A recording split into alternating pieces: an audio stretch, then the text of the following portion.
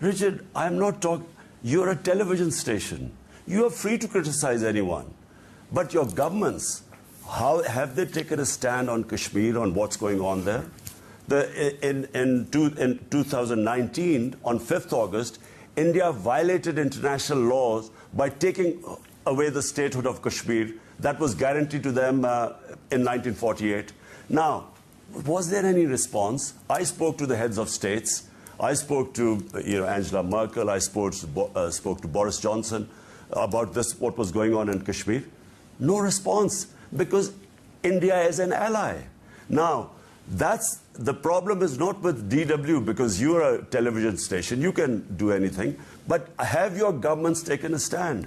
My point is that why are we, remember as a Prime Minister, not as an ordinary citizen, when I spoke against Iraq war and against Afghanistan invasion,